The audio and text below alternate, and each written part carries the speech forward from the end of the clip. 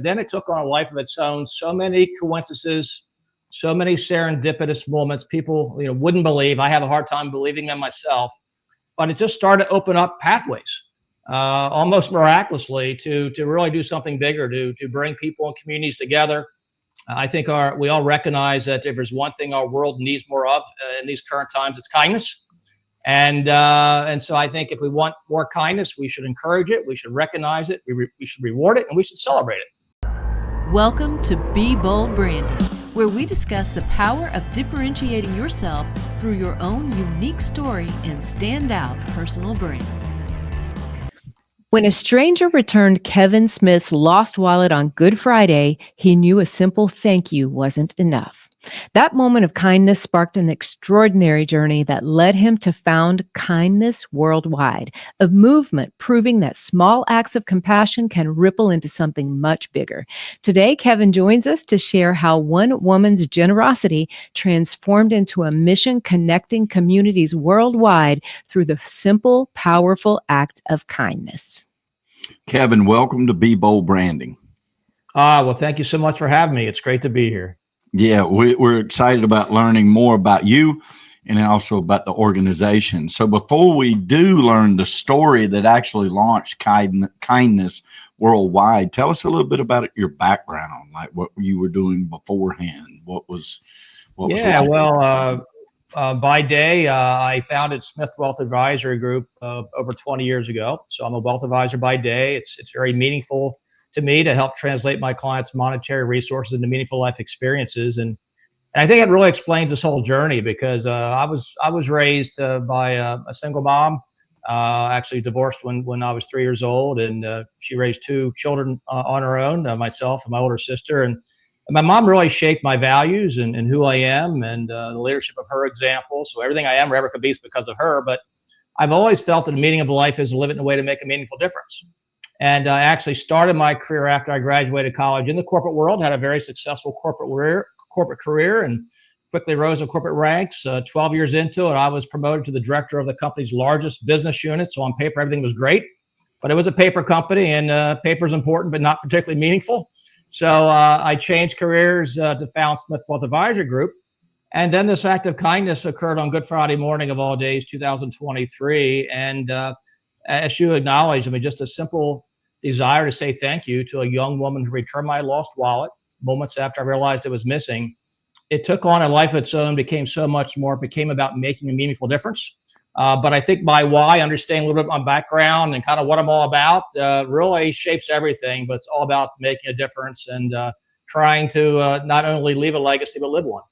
I like it. I got to say, like it's really awesome because in doing the research and looking at Kindness Worldwide and the outreach and the growth that you're beginning to see, it is amazing that it just started off with that one tiny act of kindness, which was huge to you, of course. And so we definitely want to hear more about that story. And like you said, the fact that it happened on Good Friday, even better.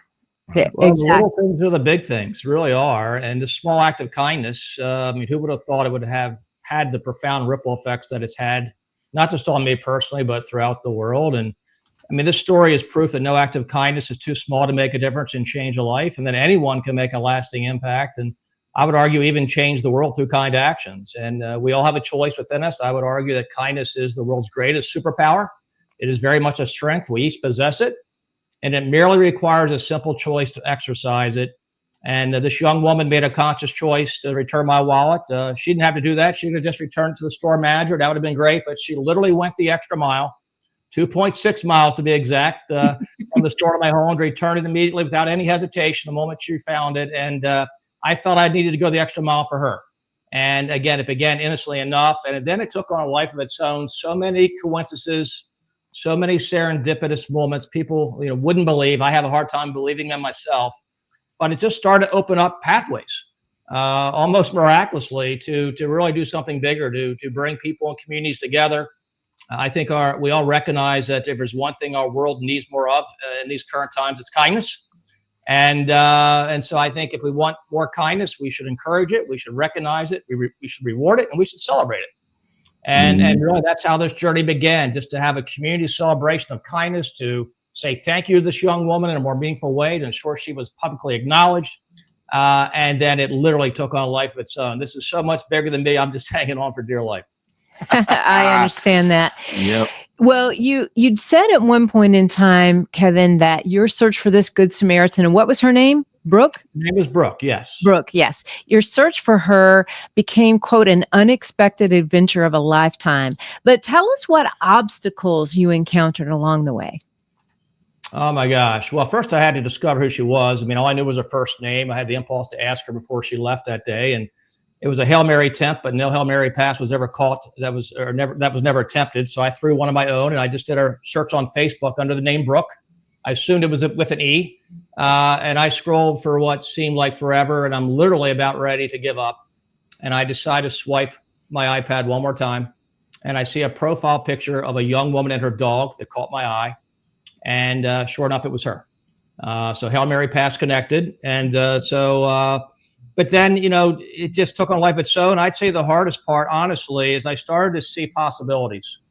So many things that would weigh on me, that weigh on all of us in this world. There's so much divisiveness in so many ways. I used to feel powerless at doing about it.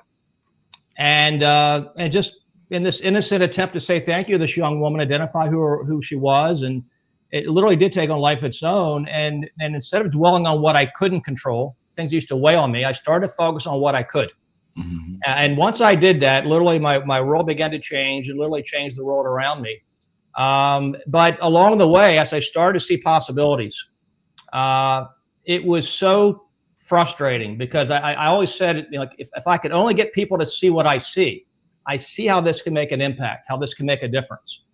And, from April 2023, probably till July of that year, I stopped counting at 300 different people I'd met with. I was just trying to find other people to see what I see, to help me get in the trenches with me, enter the arena, to do something meaningful, to bring people together. No one ever truly came. If they saw what I was trying to do, they only saw a small piece of it. No one could see the whole thing. But it occurred to me that more than likely, they thought I was absolutely nuts. Sometimes I wanted if they were right. But I just kept passioning forward and persevering. I believed in my home community, and I believe in its heart, soul, and character. And I think all it needed was something to inspire them, a spark to empower them, and someone to believe in them. And then, when this framework of Kindness Week came together, which is the signature initiative of Kindness Worldwide, seeing how York County, Pennsylvania rallied, and kindness citations being issued, and kindness cards, and blood donation, all in the spirit of kindness, I knew then, if something so magical can happen in my home community of York, Pennsylvania, it can happen anywhere and everywhere. But it was never my desire to start a nonprofit, let alone one called Kindness Worldwide. I had a very well-balanced, comfortable life before this journey began. I thought I had the rest of my life figured out. I was comfortably coasting. And then I left my comfort zone knowing it would never return, because once I saw a pathway to actually make a difference, I couldn't say no to that. And so I had to figure it out as I went.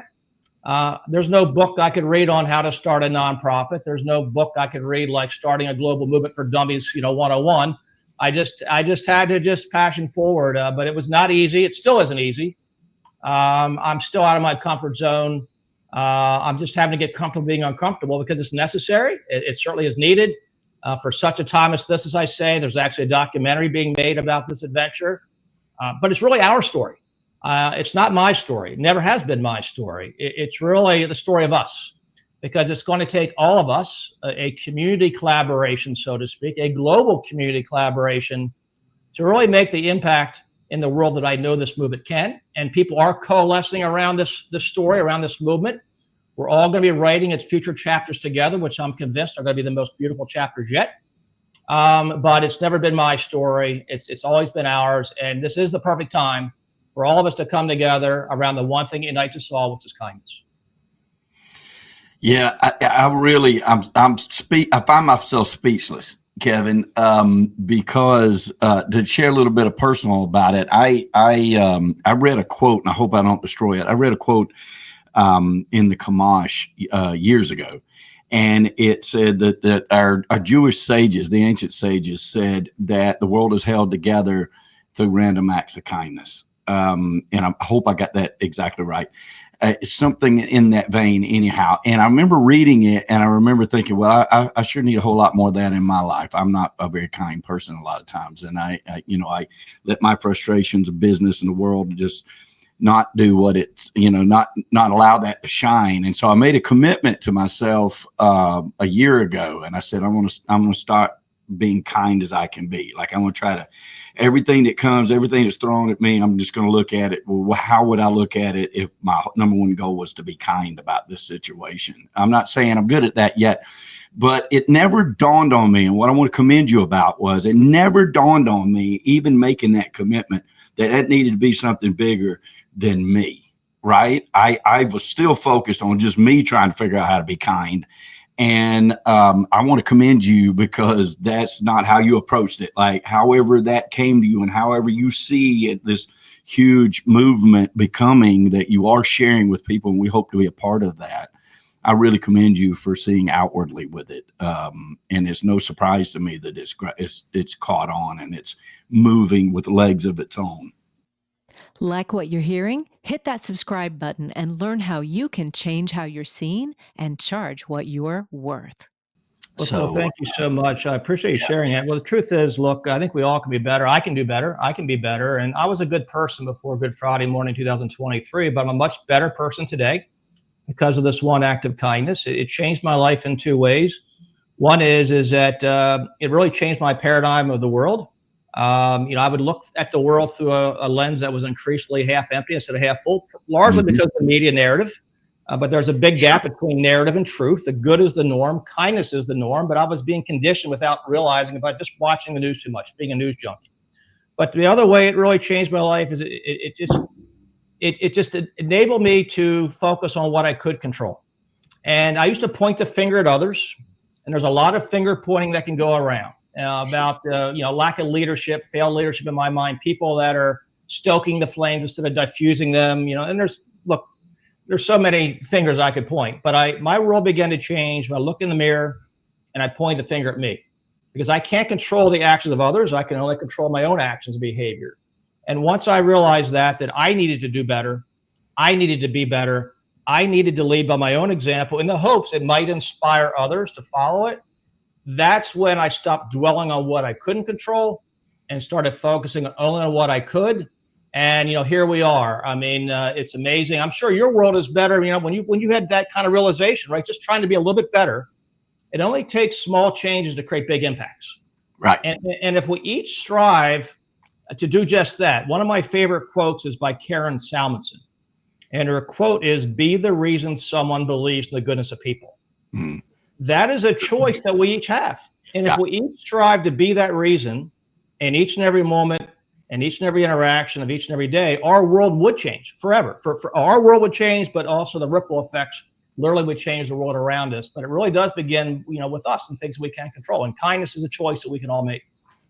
I agree. Tanya, talk to me about Dr. Wayne Dyer, and one of her favorite quotes of his was, "It changed the way you look at things, and the things you look at change." And that was another, I think, driving thought that just sort of led to this. And I think you're exactly right. We all could get up every day with 1,000 things that are wrong. There's always these things that are wrong. There's always, that guy that won't turn left on a yellow light, but, and when we're in a hurry and stuff, but, it changes when you think, well, it might be a reason why he doesn't turn left on a yellow light. Right.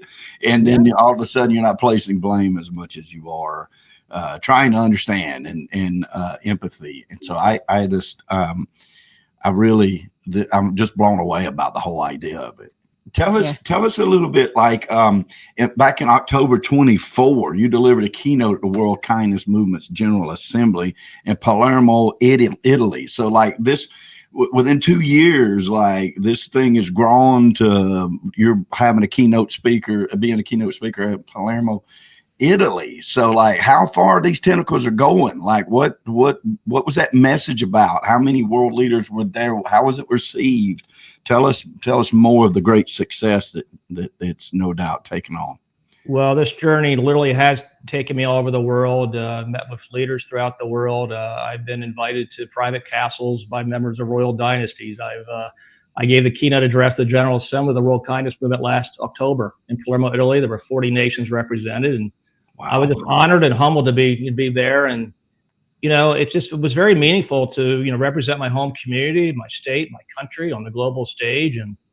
And my message was, I really called on leaders at all levels, every community, every country, including every member nation of the United Nations, to elevate kindness to the global shared value that represents all of humanity. And I used my opportunity to send a message, not just to people that were there, that day. I mean, there was, it was a packed auditorium, and it was a little stressful, so to speak, to be on the global stage. But really, the audience was the world at large, because I knew that this message had to get out there, because there's so much divisiveness in the world, and we focus on divisions. But if we just simply get back to focus on what we all agree upon and what unites, which is kindness, we can start building the foundation there. And I think everyone needs to lead by example. So I took that opportunity to do that, and that message is resonating. And there's a pathway. I'm convinced that we should get all 50 governors to formally recognize Kindness Week worldwide. We have days and weeks, even months, to celebrate many things. We should all rally around kindness.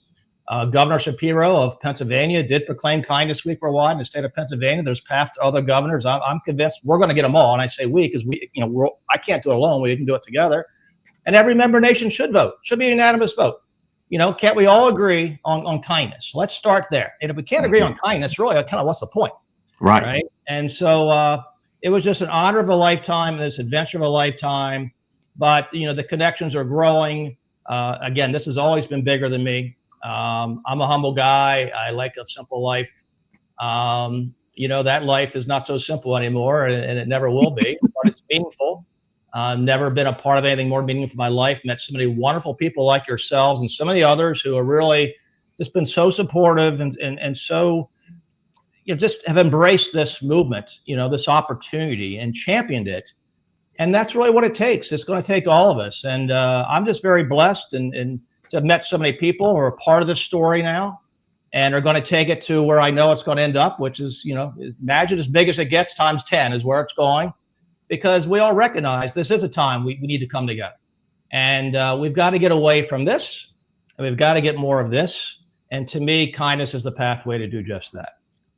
It sure is. And I will say, Kevin, a lot of times when you create a movement like this, people look for your guidance and your direction, and that weighs heavy, right? Heavy lies the crown, of the founder, of course, right?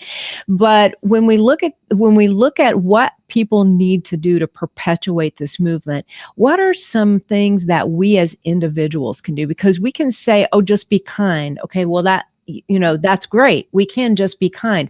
But are there specifics that you can recommend to people to say, before you do this, those kinds of things? Well, we can all lead by example, and we all can focus on mindful kindness, just being conscientious of, every opportunity, every interaction, just to be the best version of yourself you can be. And I think we all know intuitively what that can be, but it can be a simple smile, a simple hello. If you're walking the street and there's a homeless person, how many people just walk away, don't even look down, don't even acknowledge them? I think at the end of the day, we all just want to be seen. So I think we just try to make someone else feel seen.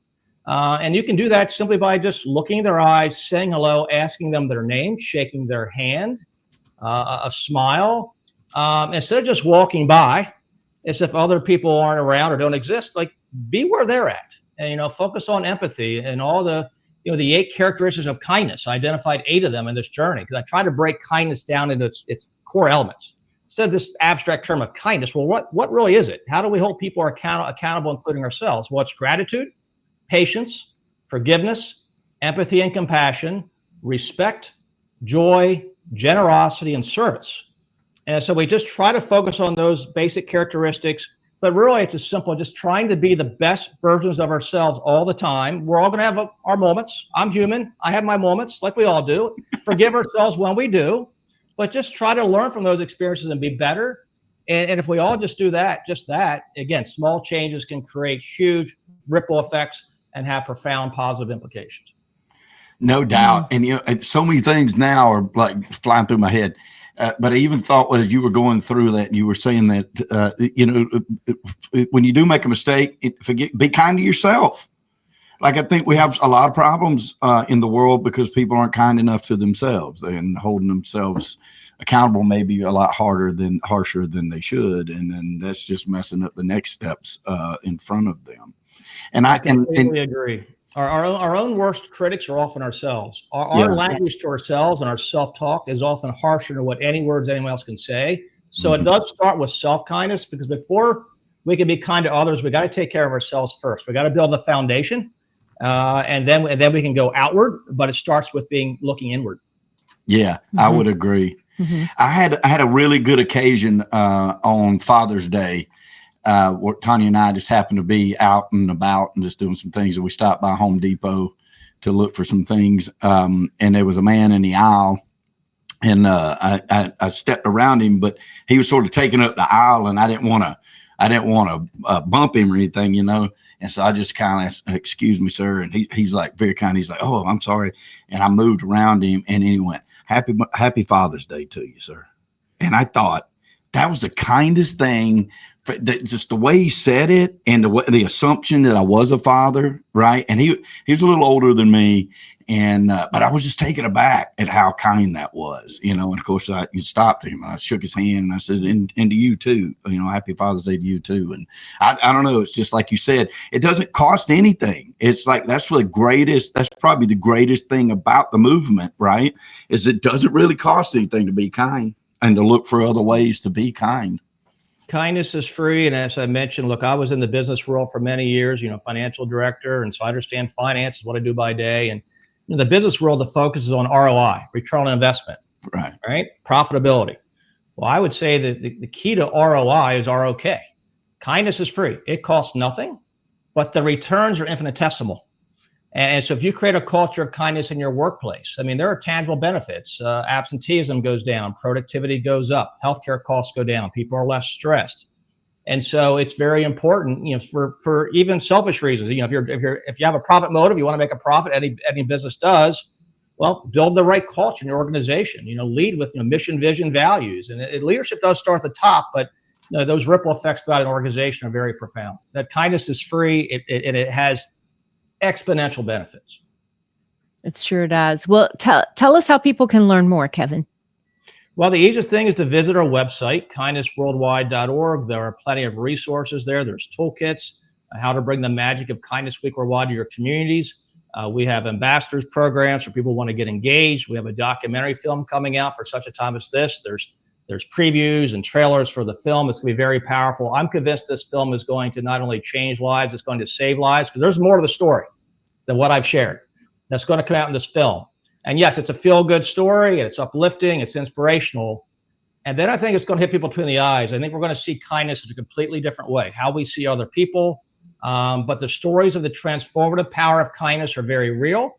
The ripple effects, this one act of kindness are very meaningful. And it's going to really, I think, change and transform lives. And I would argue with what comes out, it's going to save lives. This film is that powerful. So just spread the word. Just spread the word, share the story, become part of the story. We're all welcome to join the movement. This train is moving, and this is a call for all aboard. Grab a seat. All right. Well, before we depart for today, there are 3 takeaways that we've pulled from this interview with you, Kevin, that we want to share with everybody. So takeaway number 1 is? All is needed is a community. Mm-hmm. It takes a community. Absolutely. Takes a community. I really like that. That was one of the first things that you said early on in the interview that struck us as very important. Yep. Number 2. Letters of community are UNITY. We all come together as one. So true. And then number 2 is begin with what you can control. You can't control whether someone else is being kind, or you can't control a situation that seems unkind toward you, but you can control how you react to it. And you can control your behaviors every day. And your behaviors always begin with your thoughts. Think it, do it, right? Mm-hmm. Amen. Absolutely. Yep. And you're on a roll. So the third one is fun. Yeah, there you go. Make someone else feel seen. We really like that one too. Yeah. I think that is big. Thousands of ways to do that. Thousands of ways to make other people feel seen and important, because we all are. We all are, absolutely. And no less important than you, Kevin. You are a very important person in this story. And thank you for all the hard work and the persistence in pushing it forward. You are gathering momentum and gathering a lot of passengers for this train. So we appreciate you and thank you for taking your time with us today. Well, thank you so much. Thank you for being the wonderful people you are. Thank you for being champions of this effort. And thank you for being champions of kindness. Ready to change how you're seen and charge what you're worth? If you're not getting enough opportunities to meet with ideal customers, or the prospects you're meeting with just aren't ideal, it's most likely your brand that's holding you back. So if you're a coach, consultant, or expert who is on the rise, you need our ultimate guide to a freedom-based brand. Download it free now at brandfaceguide.com.